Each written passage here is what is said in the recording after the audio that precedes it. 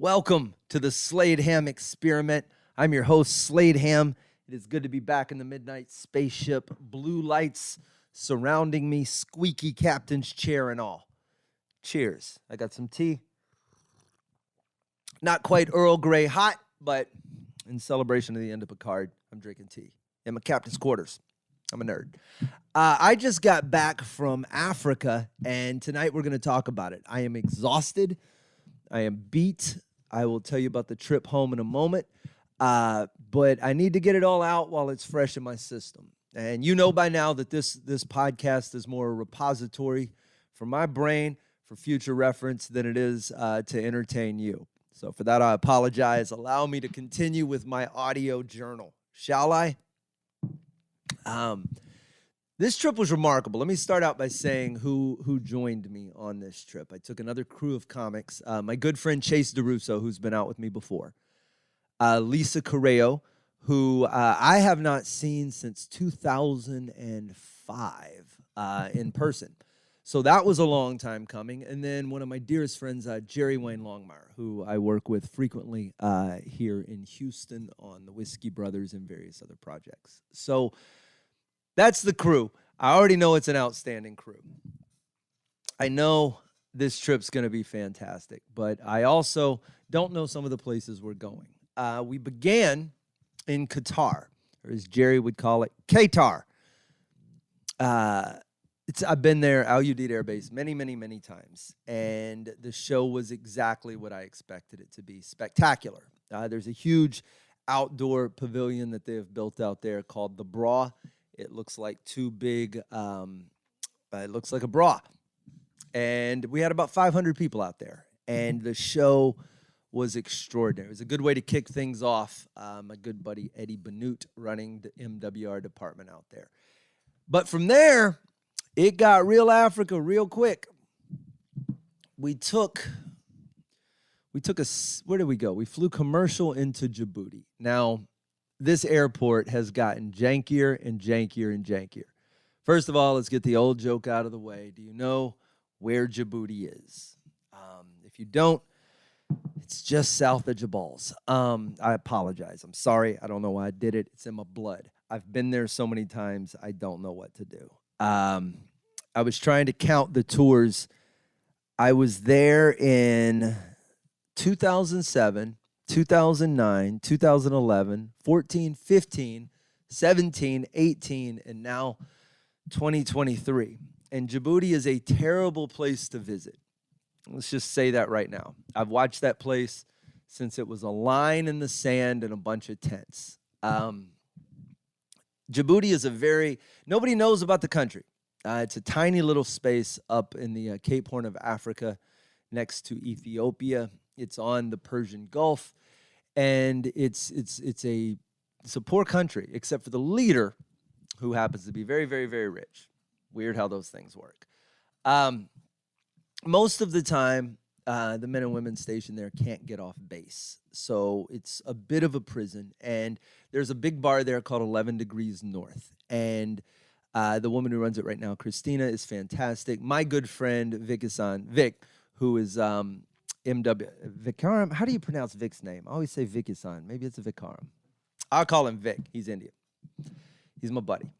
Might not be Indian. He might be from a different part of the world. He looks Indian, but he's still my buddy. He's fantastic. Vic took good care of us. Vic's one of the guys that I tell you, if you push me out of a plane anywhere in the world, I would be safe within a couple of hours. I count Vic in that group of people. So we're stationed out of there. We're doing 2 shows at a place called 11 Degrees North. One, that's that latitude of ballpark where we were in Djibouti. And I've never, in all of those years I listed, 9 tours maybe out there? I've never seen a bad show in that room. It's because they're captives. We had 2. They were good. I enjoyed it. Djibouti there's a lot of people right now being moved there because of what's happening in the Sudan.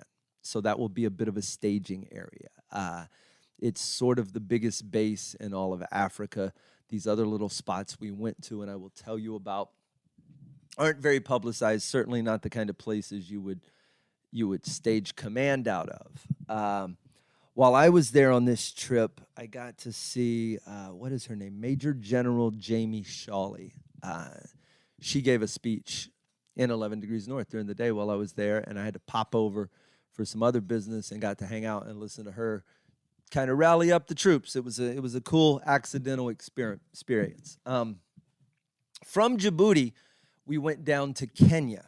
Now, you wouldn't remember Kenya as a place that the United States had a military presence, except for what happened in 2020. You can Google there on Manda Bay. Al-Shabaab attacked an airstrip there. It was kind of an ugly situation. It made the news. And like all things negative that happen in Africa on a military base, it makes people go, what? Hang on, we have people there? We should care for a day. And then they forget about it. So Manda Bay, Camp Simba, is a remote part of Kenya. It's on the coast. It is hot. And I'm saying that coming from Texas. I know what this is as humid and hot as where I come from.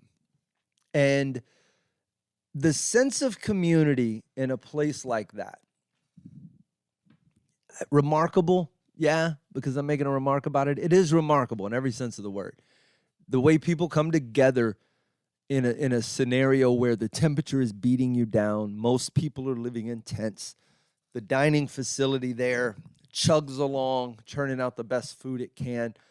You're competing in the morning to keep your food away from the monkeys who invade the outdoor area. Some of these places, like when I say DFAC, let me stop using acronyms. A DFAC is short for dining facility. Sometimes it's called a galley, depending on the base you're on. In a lot of places, they're permanent structures, and the people will get their food from one of two serving lines or a fast order line. They'll go sit down somewhere in there. One of the TVs is always playing Fox News. Another one's always playing CNN. You got to keep everybody just a little riled up. But you eat, you take your hat off, you put your backpack, a little cubby hole, and that's how you do dinner. In some of these places, there is no big tent to eat in. There is no infrastructure there like you would think. So sometimes you just get your food and you take it out to picnic tables right out there in the heat. Everybody hiding from the sun and the monkeys and the lizards and the ants. There's stuff. Jerry Wayne got bit by a spider while we were in Kenya in the back of his knee. Savage-looking bite. Then the military shot him up full of all that stuff that turns you into a super soldier. He was miraculously good by the next day. He also was molested by a lizard in the porta potty. That made me giggle for about 3 days. Lizard jumped right on Jerry Wayne while he was exposed. It was a good trip. They flew us down there in a C-130. We had it all to ourselves. Complete C-130 for 4 knuckleheads trying to go tell jokes in Africa. And then we flew back, a slightly more crowded plane. It was, if you haven't been on one of those, it's cool. And sometimes they'll let you go up in the cockpit and watch from there. And sailing in over the coast of Kenya, looking at it through a cockpit window. Smokey and Noodles, our pilots, I remember when we banked on the way out of there, it felt like I was on a Disney ride. Did not feel real at all. I can't believe they let us do any of this, if I'm being perfectly honest. So from there, we did our show at Camp Simba. We went back up and did our shows in Djibouti.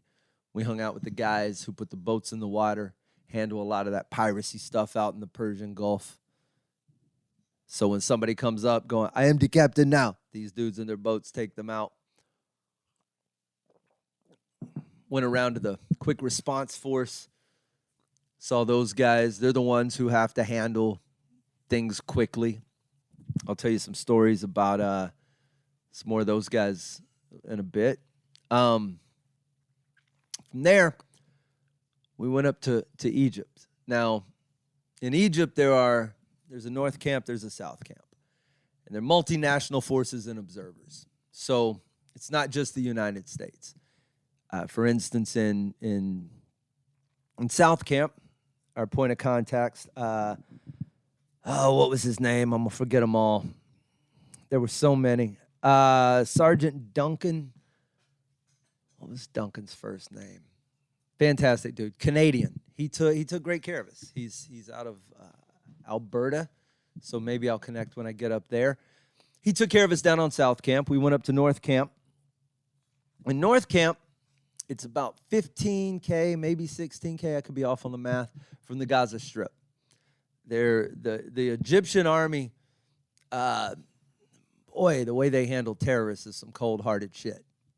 They just clear them out, give the order, then send it in and just level a bunch of cities. But, hey, no real terrorism up there on the Sinai Peninsula anymore. We flew up there with the Czech Air Force. Now, the Czechs have a Casa 295. Is that the plane? It's the equivalent of a C-130.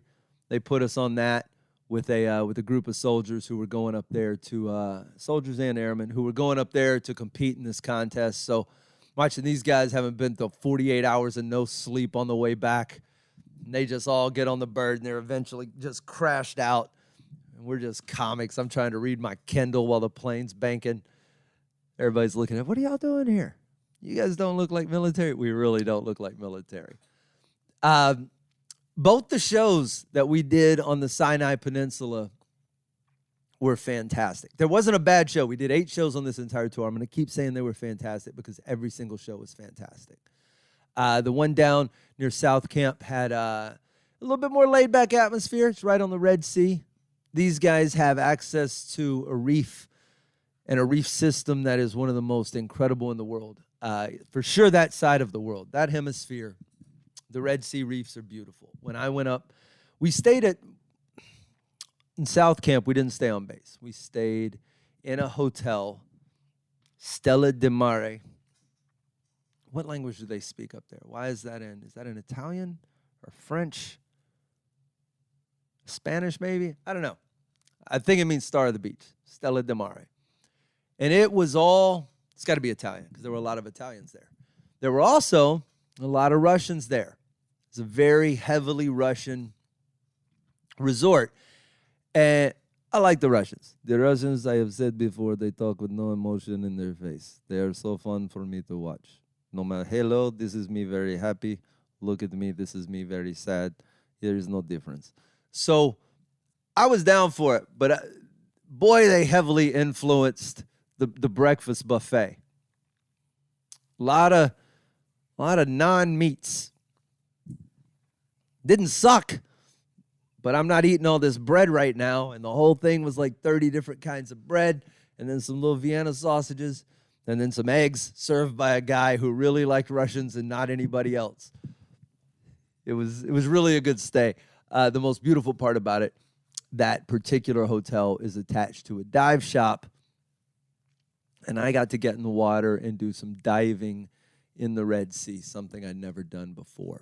And I should be happier about it than I am, but I feel bad for my dive partner who I might have stolen 10 minutes from because it should have been a 50-minute dive. We did it in about 42 because I was sucking air like a child, like an amateur who's never been under the water before. Just sucking it down. And, you gotta go up when the weakest member of the chain has run out of oxygen. So that's what we did. I apologize, Ivan, or whatever your name was. I think it was Ivan, for taking the time away.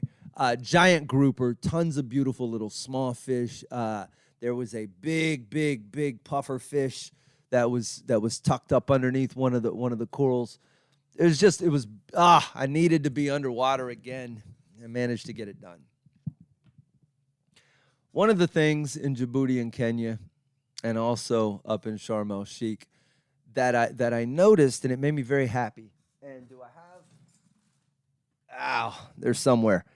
I've got some brochures. Cigars for Warriors is an organization that a friend of mine helps run. And if you go to cigarsforwarriors.org, you can see what they do.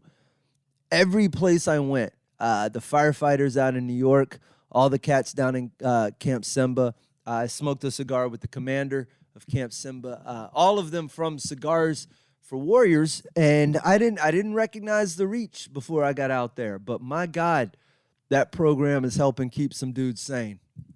It is good work. It is good work.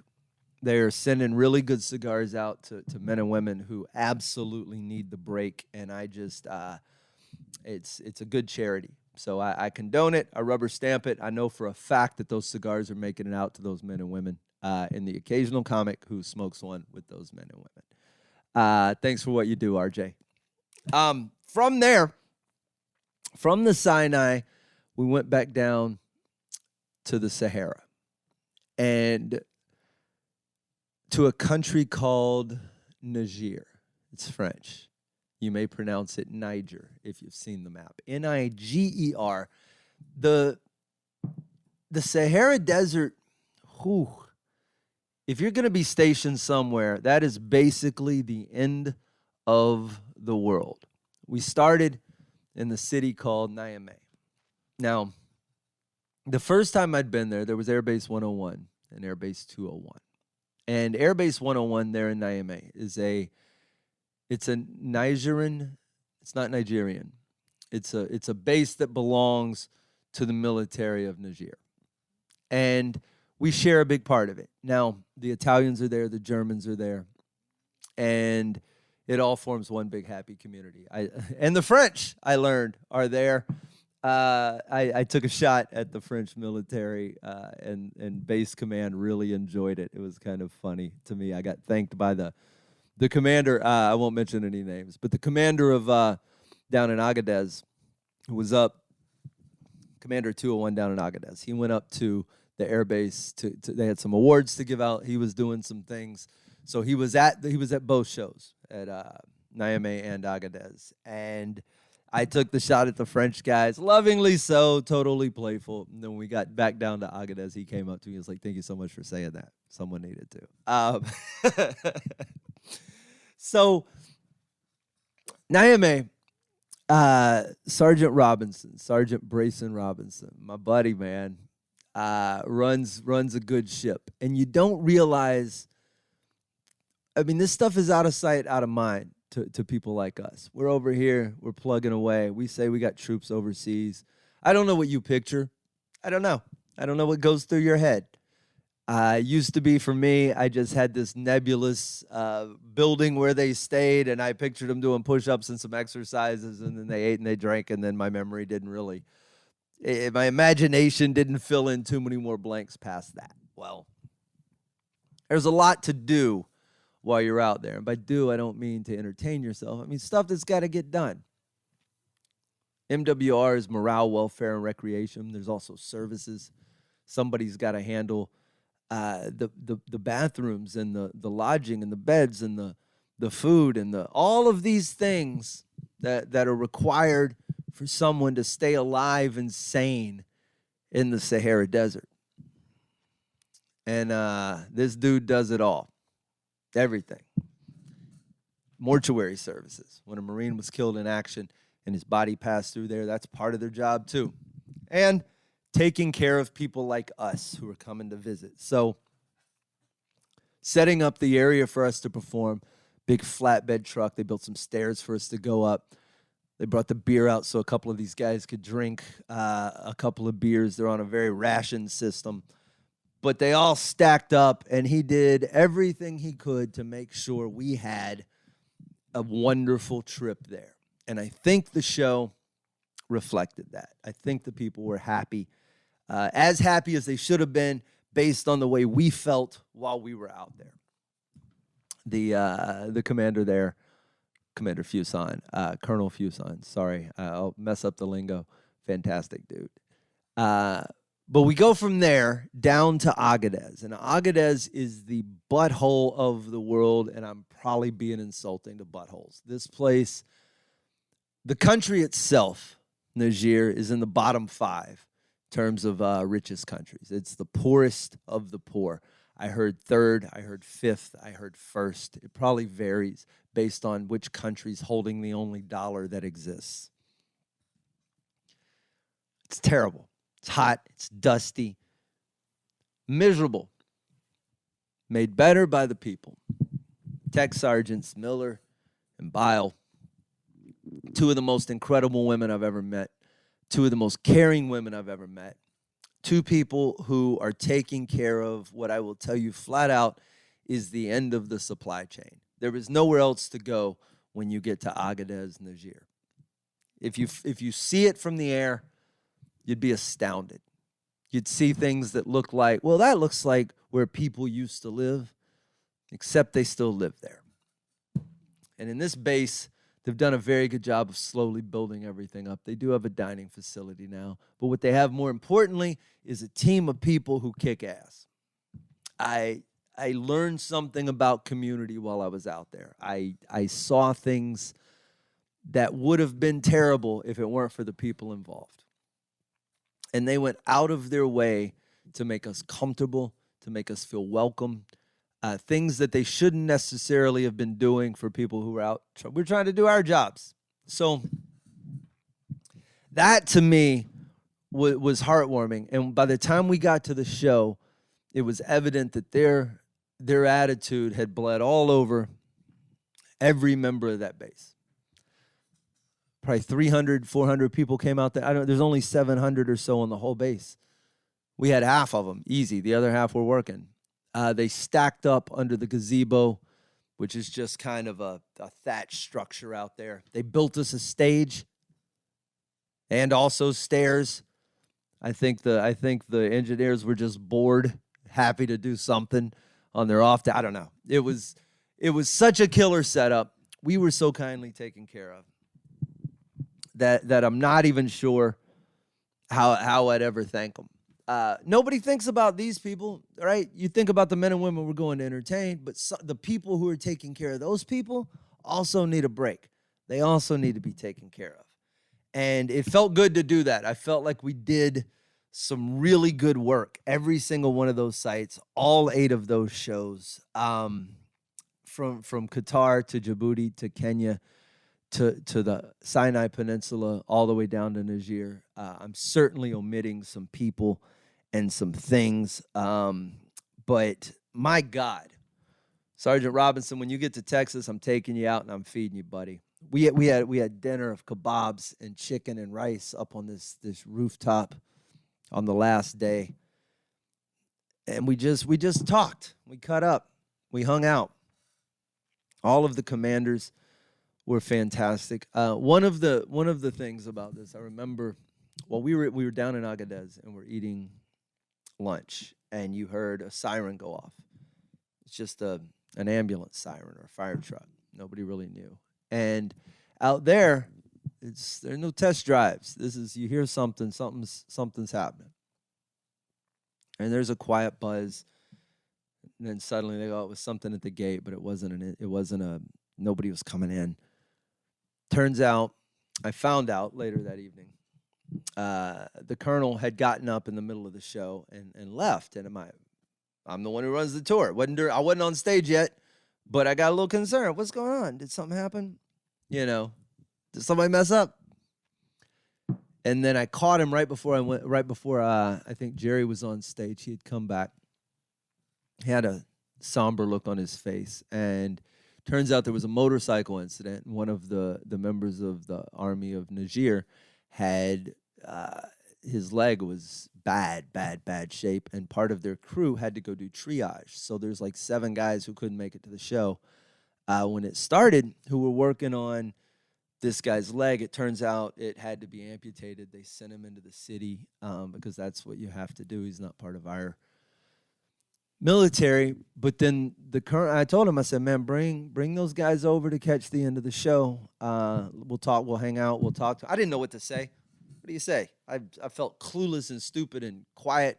I shook their hands. One of them looked a little ashen. I gave him a hug. We took some pictures. They saw the last 20 minutes of the show. My part might have made their night worse. I don't think it did. But it really, the realities of what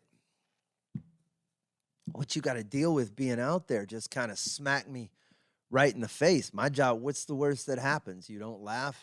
I get on a plane. I go home. I'm still bleh. I still don't know what to say. But I hope if any of you guys do see this, that maybe that was a better night than it could have been by the time it was all said and done. My dudes who took us out on the Razors the next morning, we went to see the sunrise over the African desert at 6 a.m. They took us at 50 miles an hour on what I can only describe as the warthogs from Halo. We bounced over everything. We hung out with them. We took pictures, and then we went off to our plane and flew back to Niamey. And then the next day, we took the most grueling, hellish journey home I've ever taken in my life. And I'm saying that as someone who's been basically everywhere. 42 hours from when we got picked up to when I got home. All of that spent either in an airport or on an airplane. 4 flights, 3 layovers, 5, I don't even remember. The shining light to all of that was that one of our layovers was in Rome. More specifically, Fiumicino, whatever the airport's named after, the city I cannot pronounce, Fiumicino, I think that's it. Lisa Correo, one of the comics that was with us, has some family out there. She is Italian. They happen to be Italian. They live outside of Rome. They were able to come pick us up. We went out for breakfast and a walk down the Tiber River to the Mediterranean. I think it's the Mediterranean on that side. I could be making that up too. Wherever the ocean on the Rome side of Italy meets the Tiber River. And coolly enough, we got to do it on what I think was the 2,776th birthday of Rome. So happy birthday, Rome. Now a couple of days late, but I was all up in you when you turned. And I tell you what, they were the most fun, happy Italian people, Donnie and Pino. God bless you for making our day bright. You don't even know the hell we were going through on those series of flights. And to break up that monotony and get some crisp air in my lungs and to stick my head in that ice cold water. And then to have the pork with the crunchy skin and the coffee. It made it tolerable. Then it was 9 more hours back to Houston. No, I'm sorry, to Charlotte, where there was another layover, and then 3 more hours back to a lot of traveling. I've got stuff coming up. That trip was glorious. I don't know how I'm going to top it. I'm not going to top it, not this year, I don't think. This week, I've still got a Kickstarter video to shoot. Bikes on the Bayou is kicking off this week. I've got to deal with. I got 2 Slade Runner episodes to produce.